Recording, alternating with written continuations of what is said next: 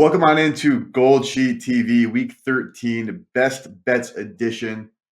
Newbie and audience, I missed you guys. It's been a while. It's been a little bit over a week since we have recorded because of the Thanksgiving holiday. Again, you can blame Newbie for the third time this year for delaying the production. He was having to travel back and forth.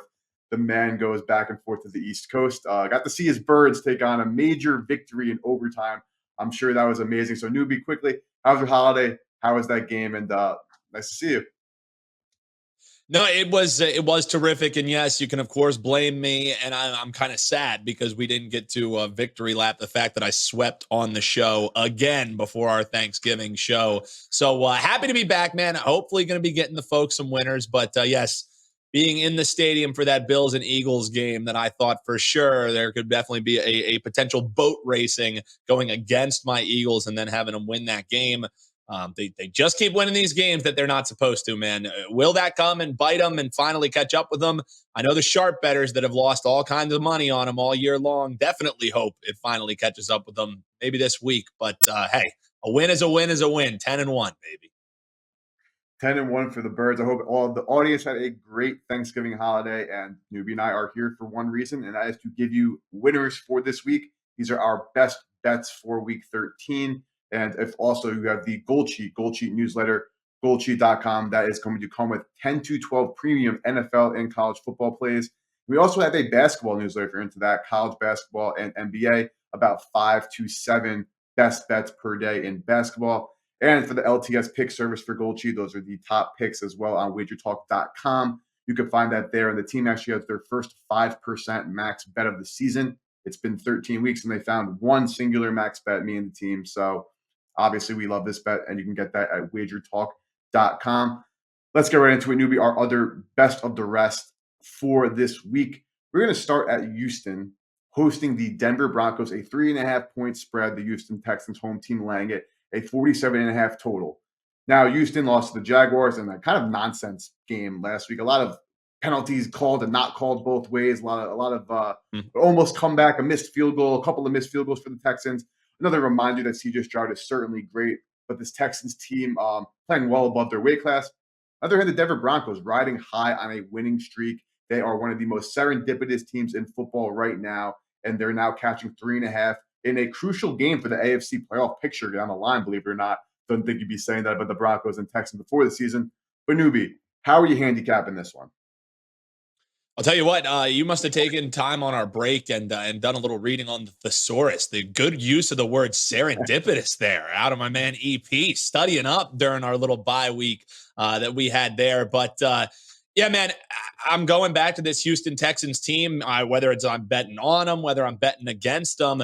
8-0 here on the show in games involving the Houston Texans. So again, a team I've had a really good read on it. And this week, I'll tell you what, this Denver team, as you mentioned, the 5-game winning streak cannot be overstated because they're playing well on this winning streak. It's not really like fluky wins. Sure, a couple of them were tight games, but they're winning those games because there's something to believe in this locker room. They're coming off a game they put up 29 points, 27, albeit being on offense, as they got a safety against the big, bad Cleveland Browns defense. So the offense was able to put up some yardage against the team that really stymied, especially passing attacks for teams, and that's what Denver hopes to do. Now they face a Texans defense that, even though they're one of the stories of the year for me and what they're doing with CJ Stroud, let's be real, it's not like the defense. D'Amico Ryan's head coach, I'm sure, isn't too happy with the yardage that they're giving up. Last time they didn't allow over 300 yards and some change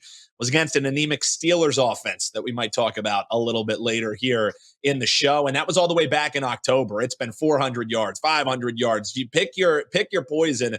People are able to move the ball against this Texans team. And I also don't understand how we had an opener at 3. Now we're looking at 3.5 because the injury report, it just all points towards Denver. I mean, you look at Houston, Tank Dell's name is on it. Dalton Schultz, 2 offensive tackles, 2 defensive linemen. Now, most of those players are still going to be in the lineup, but they're going to be banged up. And that's concerning for a team who's being asked to do something that they haven't done all year long. and that's win a game as favorites. They're now 0-4 as favorites straight up and against the number. 3 of those losses were outright ones at home. So it all factors down to me, EP. Broncos playing well, banged up Houston team over a field goal with a team that hasn't covered yet. I'm doing it, man. Give me Russ and the Broncos plus 3.5. Let's ride. Let's ride. Let's ride. Broncos country, letting Russ cook. Couple of things. So I definitely do not disagree with you. And I will say, though, so I've talked a lot about the Texans. As you said, you're 8-0 on the show betting them. You have a great read on them. And in general, like we talk about teams sometimes, like we're down on teams, we're high on teams. Like it's a marketplace. There are times to buy teams and sell teams. Mm-hmm. I think this is the situation to sell the Denver Broncos. Now, with that being said, 3.5 points is a lot of points. And it's a shot to cover that. I know that they've been really great at home. I know he's been electric. So I'm not going to go as far as to say I'm completely full fading you and laying the 3.5. But whatever money line parlay I'm running this weekend, and I'm a degenerate. I love having fun as well as winning tickets. I'm taking a money line parlay. The Houston Texans will be involved in that money line parlay. I think that they win this football game outright. So going back to what I said about the Broncos' serendipity over the last couple of weeks, they are now second in the NFL in EPA per play on defense over that big stretch of their wins. But EPA, a lot of that comes from turnovers. The Denver Broncos have forced a turnover on 25% of their drives over their win streak, and they've started with field position, I think, above their 40 in like 30% of the drives that they've had. Those are ridiculous, unsustainable numbers. Like, I give Sean Payton a ton of credit to Russell Wilson's strengths. He dinks and dumps the ball off the field. He takes 3 points, and he lets his decent, mediocre defense go out there and try to play and try to win the football game. So, like I said, like this team is one of the best teams in EPA per play on defense, but they're one of the worst teams in success rate on defense because the EPA again is added by the turnovers are making it look a lot better than it actually is for Denver. I actually would also gun to head over in this game because, like you said, the Houston Texans defense doesn't stop anybody. I think the Denver Broncos defense is overrated, so that's just another look there. Like I said, though, Newbie, I'm not full fading you here, though, but I think the Houston Texans win this game. I think they're the better football team at home. But like you said, getting the 3.5 points is obviously a whole different scenario. But I will say, like you said about the line movement, this game actually got up to 4. And then the injury news came in, and it got back down to 3.5. So definitely some intrigue on both sides, a little bit of two-way action here. I 100% see what you're saying, but man, I think this Denver Broncos run, it's been great, it's been fun, but I think that they're due for a loss here. Not saying they're due for a loss. I think matchup-wise, this is conducive to a Texans win.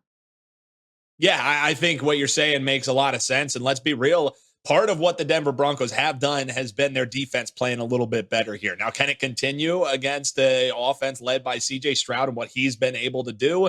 That's a big question mark. And that's also why you're seeing a total that's ticked up 3 points from the opener to 47.5. I think a lot of that also has to do with the defensive injuries for the Houston Texans. So I'm with you. I would only look towards over if you're looking towards a total in this one. And I think for both teams, the game script plays towards an over for either of them if you're trying to handicap the side. I just think with that field goal and a hook, I got to take it, man. Sure, could the win streak finally come to an end? Maybe, but I also think Denver Broncos, don't look now, they're eyeing a wild card potential run here, man. If you look at the back end of their schedule, if they get this road win, they're setting themselves up real nicely to sneak in the back end there. So I definitely understand your concerns there, but at that hook over that field goal, a dog better like me, I got to do it, man. Yeah, I'm not talking you off that ledge, but I am saying that I will be betting the Texans on the money line regardless. And the one thing to the over, while I do like the over, the thing is the Broncos, they kick field goals. Like they're unapologetic about it. They've simply been get as far as they can. Fourth down happens, whether it's 4th and inches, 4th and 2, 4th and 5, they're probably kicking that field goal. So something to consider, but it does seem to shake out to an over. But not a true head-to-head here, but on somewhat opposite sides in this matchup, Newbie and I. Let's move on over to the New Orleans Saints. We have the NFC South now hosting the Detroit Lions, getting 4 points at home, and this total sitting at basically 47, so 46.5 out there. Make sure you always line shop while gambling. I love the Lions minus the 4, and it's really just simple for me, Newbie. I know that the Detroit Lions defense has been abysmal for the last couple of weeks. If you look back since all the way back to week 6, 27th in EPA per play on defense, 30th in success rate, 27th in dropback EPA. In their run defense, which was supposed to be really good, 17th in rushing EPA, and all the way down to 25th in rushing success rate. So, like, yes, you could move the ball on this Lions team right now, but the Saints are going to be without Michael Thomas, probably Chris Olave, and also probably Raheem Shaheed. That leaves like Chris Kirkwood, A.T. Perry, and Lynn Bowden Jr. as the weapons for the Saints outside of Alvin Kamara and Jamal Williams. How the hell do the Saints move the football, newbie? That's my question here. Do you have a rebuttal here? Because to me, it's this simple. The Saints' run defense is overrated. The Lions are going to be able to run the ball with David Montgomery and just continuously move clock. They're not going to let Jared Goff throw that off because he's been the turnover machine that he sometimes is. He's back into that phase. And defensively, yes, the Lions have holes all over that field on defense, but we're talking about 3 borderline NFL players playing wide receiver for the Saints and Derek Carr, who can't score in the red zone. So talk to me, newbie. Any thoughts? Because that's basically my handicap, is really handicapping the injuries. Because Cam Jordan also might be out, and Lattimore's already out. Yeah, I mean, it's rare because you and I both like playing a little devil's advocate on the other side, trying to make a case. But this is one of these rare spots, EP, where if you're laying it with Detroit Lions, it's going to be a double best bet here. This is one that was going to be on my list. When you sent it in, I was just going to say, hey, ditto, because the way that you break it down is exactly the way that I'm looking at it. And I also think that this Saints team, you know, they're the best of a bad bunch there in the NFC South, and for what it's worth, they're not even at the top of the division. You know what I mean? They're still trailing and looking up at the Atlanta Falcons, and this is now a Detroit Lions team. I know it's corny, but in a bounce back spot.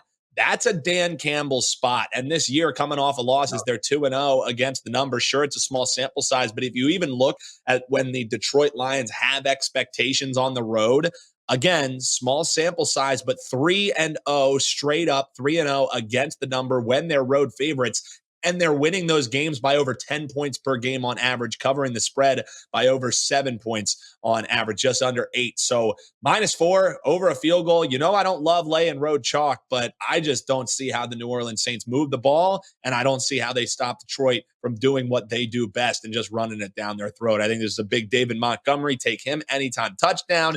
I think they're going to continue to use Gibbs. You can look at Gibbs over rushing and receiving. I think get your props in on the running backs. I don't see how they don't run it down New Orleans Saints' throats all day long. Yeah. Don't have to convince me. I'm just looking at the injury report right now. Raheem Shaheed is doubtful. He has a quad injury, and Olave had a concussion. And as we've seen, there's only been a handful of players to play the week after a concussion. Then, like you said, newbie, the Detroit Lions are coming off a mini bye themselves. They obviously lost on Thanksgiving.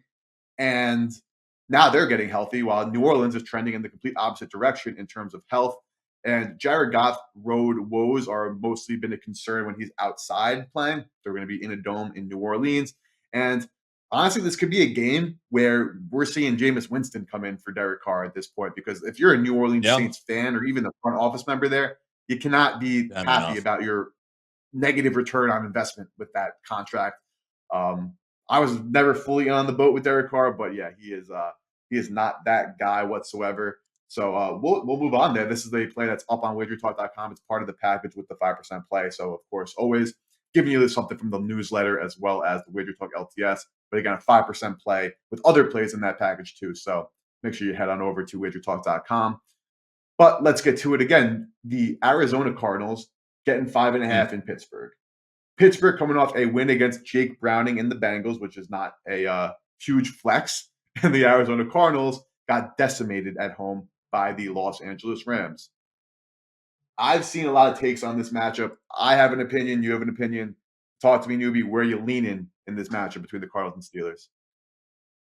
Yeah, I mean, for me, it all comes down to Matt Canada is gone. The Wicked Witch is dead. Let's all celebrate, right? And still, even though there's all the talk of the finally over 400 yards since the first time since Nam or whenever it was for this Steelers team, they still only got into the end zone once against a dead Bengals team with Browning under center, putting their offense in good positions all day long. So I think that 400 yards getting a little bit overhyped. But in the same breath, let's be real, talking about mustering up offense, the Cardinals, They just got absolutely dismantled, like my man EP said.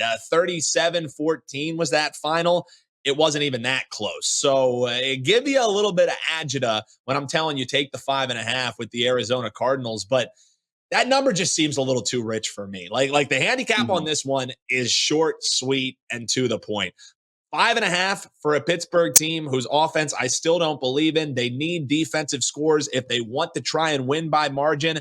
If this was even sitting around 3.5, okay, I'm laying off it. Maybe I would even look towards the Pittsburgh Steelers if it was under a field goal. But at 5.5, with a team that, hey, they gave up 45 yards on the ground to a rushing quarterback in Lamar Jackson. And I think, with Kyler Murray coming in there and not as much tape on at least what they're doing with Jonathan Gannon this year, I think Pittsburgh might have a little bit of struggle with the rushing attack that they'll bring, and a dynamic one at that, with potentially some option stuff, the scramble ability for Kyler Murray and the Arizona Cardinals. So short, simple, sweet, and to the point. I'm not laying 5.5 with Pittsburgh. If you want to make me lay a field goal, last week I cashed in with Pittsburgh because it was a no-brainer spot with that defense going up against Browning. Going up against Kyler Murray, forget about it. I'm taking the 5.5, EP. So I was with you last week. I had the Pittsburgh Steelers as well. Would have been another double best bet cash had we had that show going. That's on me. We should have had it. That's on me, man. But something I noticed, right? I watched that whole football game. You were out in Philadelphia going to the Eagles game, so you probably didn't get to watch. But I watched the whole game because I had money on it, I had clients' money, so I wanted to, of course, get in. And yes, everyone I've been listening to, because I have a lot of sharp people. Like, you have to listen to other podcasts, have to talk to other people, Telegram chats, so on. Because helping people if you can is the way to go about it. And a lot of people love the Cardinals. I 100% agree that it's very hard for me to lay 5.5 with Pittsburgh. However, a lot of you didn't say this, but a lot of the talk back about the game was basically like the Steelers only beat Jake Browning by whatever it was, not a big margin of points. But I watched the football game, and there were 4 different scenarios where the Bengals got as lucky as you could possibly be. The Steelers only won by 6, only scored 16. People saying, oh, they put up 400 yards, but they only scored 16 points against the Bengals defense. That's one of the worst in football. They're still not that good without Matt Canada. They had Deontay Johnson caught a touchdown, but he kind of dropped the ball at the end, but he didn't. He completed the catch, but they ruled it no touchdown. They did not challenge it, and that was 7 points taken off the board there. There was another instance where 2 Bengals drives on third downs, the chains kept moving on tipped passes. The Steelers defense tipped the pass, and it landed in the Bengals offensive players' hands, and they moved the ball down the field in that way. So while the score was not dominating by any means, and the box score looks like more of it, I think this was a game where the box score was more of an indication of what went on in that game than the final score. There's a lot of times where that's flipped on its head, where the box score looks like shit, but a team wins, and you're like, oh, the team destroyed them, but you look you peel the onion back, no, it's not that good. This was an opposite game for me. Obviously, it's a much different situation going against Kyler Murray now and Jake Browning. I'm just an anti-Kyler Murray person. I just, talked about it ad nauseum. I just really don't think that his team loves him. He's definitely talented, but is he elite? No, he's not elite. So it's hard for me. But as we mentioned in previous shows, that Kyler Murray, this is his bread and butter as a road underdog. He is covering at a very high clip this in his career. I don't have the numbers in front of me, but we're talking, I think, a 70+% clip in his young career as a road dog of 3+. So long-winded way of saying I'm not running to the window to bet either of these teams. I think there is a small possibility Pittsburgh is slightly undervalued here. And I am actually excited to see what's going on with this Pittsburgh team moving forward, because they haven't had games this year with Minka, TJ Watt, and Cam Hayward on the field at the same time due to various injuries. This might be the first game they're all back. We have to check the injury reports there. And if it is, I lean Pittsburgh. But again, this might not even make the money line parlay. Pittsburgh, I'm not in love with it by any means. Just playing some devil's advocate here for you, newbie. Yeah, and honestly, hearing you give that breakdown there, man, if this offense is back and they should have scored more points, with Arizona coming to town, that 41 might be a little too low for me, man. Like hearing you break down, sometimes, I'll come with the play, hear what you think. I love it when people get in the comments, hop below and let us know what you would bet in this game. But if that offense really is fixed, which again, the yardage would say it is, the point total output might not. If you agree and think that maybe luck was on the other team's side, 41, that's an overplay for me, man. I think we could see some points then if that is the case. Maybe it would only be, a little sprinkle or something, or maybe something I throw on the back leg of a fun parlay. I think points could be expected if that offense is indeed fixed. I think maybe that factoring into that number is still looking at what this team did in weeks prior. Yeah, and the Arizona Cardinals, one of the worst teams against running backs. Pittsburgh Steelers' rush offense all year long has actually been decent, and then now a great performance. Najee Harris is pissed off running now because everyone's talking about Jalen Warren. He had himself a day. Warren still played well. Pat Freiermuth, 120 receiving yards, allowing them to throw the ball down the middle of the field now. Pickett looked good. I mean, I'm not going to say Pickett is good or that great anyway, but the team clearly likes him and rallies around him. So, yeah, I see what you're saying with the over. My one other concern would be is if the Cardinals, because they go for it on fourth down, they don't give any craps, which they shouldn't because they know they're a bad team. So if they don't convert, that could be a problem. But I'm with you, 41 points, man. Like if I'm meant to take a little square 10-point tease off that 31, that actually looks a little bit I don't hate that. 100%. Don't hate that at all. But let's keep going, newbie. This one's ugly. This is a pick from the newsletter. It actually has gotten some good closing line value, or in the process of. Of course, the line hasn't closed yet. But I like Washington, Miami under the 50.5. This is now down to 49. So, like I said, there is some possibility of CLV there. Newsletter pick. That's the best bet point about getting the newsletter, by the way, is you get these picks right away. So if you're looking to bet this right now, you're getting 49. When if you read the newsletter, you'd be getting 50.5. So always something to consider. But this is my handicap, newbie. A total of 50 points. It takes two teams to tango. Since Jalen Ramsey has gotten healthy, this Miami Dolphins team is the best team, is the number one team in EPA per play in the NFL, and also some other defensive metrics. Washington's defense, abysmal. Jack Del Rio gone. Ron Rivera now taking over play calling. I don't think that's a huge thing. But the Commanders, last offseason, they lost Chris Harris, their defensive backs coach. And then also with Del Rio, they fired their replacement defensive backs coach this year. And that's been their problem, is they couldn't guard anyone. They can't stop anyone. So I'm expecting, even if it's an incremental improvement, we're talking about the 32nd rigged pass defense. Like I'm expecting a little bit of improvement from the Washington Commanders defense. This Miami offense has not been as good on the road at all this season. I know they just scored 30 plus against the Jets, but there was also a pick six involved in that game.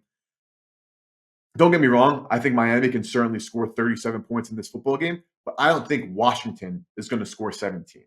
This Miami defense is legitimate. This Miami defense or team in general is my second favorite team in the AFC right now. I still think it's Chiefs. I have Miami right under them. And like I mentioned, I think it takes two teams to tango to hit a 51 total. I know Miami scored 70 themselves earlier this season. I don't think that's back in the cards. But, newbie, I'm fading the best offense versus worst defense narrative and taking the under here. Yeah, and also for what it's worth, the weather, it's not like it's going to be torrential downpours or anything like that, but it is going to be a decently cold day, a little bit of rain there in Landover, Maryland. So, it's Dolphins team. What do they care about coming in and boat racing a Washington Commanders team? Like the only way that I would bet this is the Tum special of betting that under at 49.5. I still like it. I think too, as you mentioned, the Commanders defense, a lot of maybe the issues was the fact that they were looking to ship players. And then after they ship players, you're a little bit shell shocked. You're trying to find your identity. I'm kind of with you. I think number one, the Dolphins defense is playing much better. I think, as you said, if you look at the season long numbers, sure, they're going to be one of the worst in the league. But since they've changed some things and since Ramsey came back, they have been humming these last few weeks and forcing turnovers too. I know that turnovers sometimes make you look towards an over, but 49.5, it seems like this is just going on. Yes, the Dolphins can score a lot of points and not factoring in anything else. So no disagreement out of me. It's not on my card, but if I were to bet this game, that's the way that I would be doing it. Yeah, and again, GoldSheet newsletter pick, and that's one of the biggest pros of the newsletter. If you got the newsletter Tuesday morning, you tailed this bet, you were hitting 50.5. Well, this is now 49 everywhere, and it's ugly. This is a Tum special. This is the equivalent of some of the ugly dogs newbie gives out because we're, again, literally the best offense against the worst defense, taking it under. But I think that's in play. But Tyreek Hill is definitely going for $150. Yeah, I like it. I like it. But newbie, let's talk some prop bets. Finishing off the slate, those are the 4 bets we have going on the sides. Again, WagerTalk 5% GoldSheet play, as well as the rest of the picks for that weekend, with Detroit being one of those picks, as well as one more is loaded. There will be props. There will be at least 1 or 2 more. So head over to WagerTalk.com and the GoldSheet. But let's talk Birds Niners. Not going to dive into the full game, but you have a prop bet, newbie. Talk to me. Yeah, for me, again, we had to talk the Eagles and the Niners. It's the game of the week, and everyone is lining up to bet the 49ers against the fraudulent Philadelphia Eagles. I have no take on that. As an Eagles fan, I'd actually like to see them lose the game. Hop below in the comments and let me know how twisted that is. But as far as the bet in this game, newbie the homer is going to come on and tell you, hey, take Jalen Hurts over this, take A.J. Brown over that. No. I'm here to tell you this Eagles defense is about to get shredded by Deebo Samuel, excuse me. We're going over his 65.5 rushing and receiving number. It's minus 115 over at DraftKings Sportsbook. This number doesn't make sense to me. And I get it. The rushing really hasn't been there for Deebo. But man, I think this number should be in the 70s for a team who gives up yards like crazy. What was it? Over 500 yards they gave up to the Bills in a losing effort for them last week.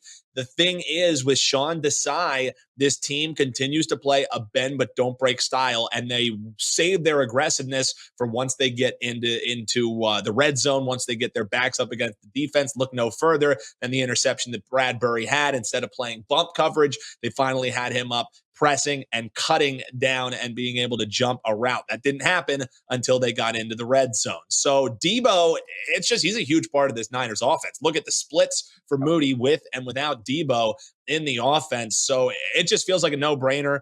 Yes, you could ISO in and just play his receiving yards, but this Eagles defense really seems to struggle when they get quick wide receivers on end arounds or jet speed. So I don't want to miss out on a potential handoff that goes for 25 yards, not being a part of the whole yardage. So only paying an extra 10-ish yards, 11-ish yards over his receiving yard total. I want to add in the rushing as well. So no brainer for me. Deebo Samuel over 65.5. That's my part of the parlay. You got something for me, Eric? Yeah, so I absolutely love this play. I'm tailing like straight in this straight. There's just not even a debate for me. Like I see so many ways for this to get home. I think that Debo goes over that number just receiving. So I would definitely look at taking like an alt receiving prop ladder with Debo. This thing is receiving yards like 48.5. So you can get 50, 60, 70, 80. I'd go up to 80 yards on Debo's receiving. Like you mentioned, the Birds let up yards ad nauseum. And then, like you said, on the ground, too, he hasn't been dominating the ground by any means. But Deebo Samuel, as I showed last week, like they're still going to do the mixing in with runs and with him. And like I said, I think he gets over that number just on receiving. So having a little bit of cushion there for the rush definitely never hurt anybody. But I'm going to go in. So my favorite prop of the week, going back to Arizona, Pittsburgh, I'm looking at Deontay Johnson to go over his receiving yards in this matchup, only 49.5. And that is a too low of a number for a guy who is the number one receiver on the Pittsburgh Steelers. We know that Matt Canada is gone. We know that this offense put up 400 yards last week. They had 150 almost on the ground last week, but they still had the difference right there in the air. I know Freiermuth was the big target last week, but if you look at Deontay Johnson and his target share, since he came back from injury, he has seen 8+ targets in 4 of those games. And the other game where he didn't go over didn't hit his target share was he still had a 6-target game. So there has always been a concerted effort to get Deontay Johnson the ball often for this Pittsburgh Steelers team. He is their number one receiver. And the Arizona Cardinals are 31st in DVOA against number one receivers, allowing over 80 yards a game to number ones.